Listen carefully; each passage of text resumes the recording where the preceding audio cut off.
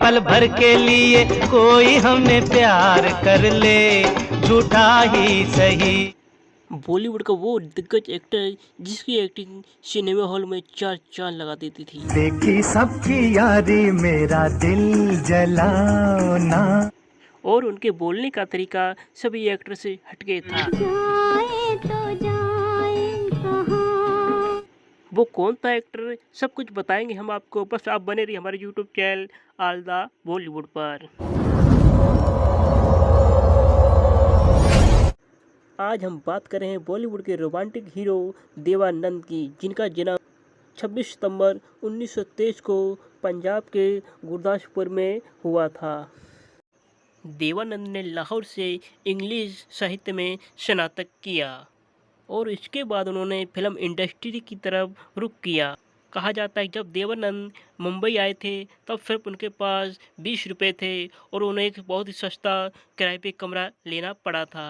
काम के सिलसिले के चलते उन्होंने मिलिट्री सेंसर ऑफिस की नौकरी ज्वाइन कर ली, जिनमें नौजवानों के उनके खत उन्हें देने पड़ते थे। और उन्होंने ये नौकरी भी छोड़ दी और वो अपने बड़े भाई चेतन आनंद के पास चले गए, जो कि एक नाट्य संघ इष्टा से जुड़े हुए थे।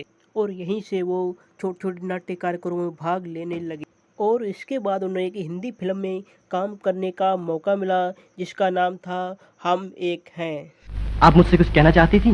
जी, क्या? लेकिन अब ना कहूँगी। क्यों? आप मुझे गलत समझ बैठे हैं।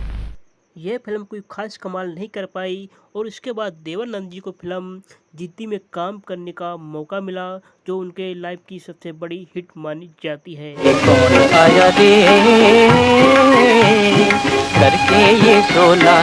इसके बाद देवानंद ने और तमाम हिट फिल्मों में काम किया, जिनमें ज्वेल थीप, हम दोनों, Kala Pani, taxi driver, playing guest, CID, Prem Pujari, Heera पन्ना प्रमुख मानी जाती हैं। देवानंद और उनके बड़े भाई चेतन आनंद ने एक फिल्म कंपनी का निर्माण किया, जिसका नाम रखा नवकेतन। और इसके बाद उन्होंने अब से फिल्म का निर्माण किया, जिसमें देवानंद और सुरैया प्रमुख भूमिका में थे। आइए एक नजर डालते हैं देवानंद की प्रेम कहानी पर। इस दुनिया में बिना मांगे ही मुझ पर प्रेम, ममता और दया की बरसात। अगर देवानंद का पहला प्यार माना जाए तो उस सदी की मशहूर अभिनेत्री सुरैया थीं। देवानंद और सुरैया की पहली मुलाकात फिल्म विद्या से हुई थी। किनारे किनारे चले जाएंगे जीवन की नई। बताया जाता है कि शूटिंग के दौरान सुरैया की नाव पलट गई थी और देवानंद ने उनकी जान को बचाया था, जिसके चलते सुरैया उनसे बहुत ही प्रभावित हुई। धीरे धीरे नज़दीकियाँ बढ़ीं, मुलाकातें हुई और यही मुलाकातें प्यार में बदल गईं। और एक दौर ऐसा आया कि सुरैया और देवानंद के चर्चे सभी की जुबान पर आम हो गए थे और ये एक दूसरे के साथ जीने मरने की कस्में तक खाने लगे थे। और इस बात की खबर जब सुरैया की नानी को पता चली तो वो उनसे बहुत ही नाराज़ हो गईं और उन्होंने देवानंद से बात करना और उनसे मिलना तक बंद करा दिया था। जाए तो जाए कहाँ। सुरैया एक मुस्लिम परिवार से थी और देवानंद एक हिंदू परिवार से थे, जिसके चलते उनकी नानी को ये रिश्ता बिल्कुल ही मंजूर नहीं था।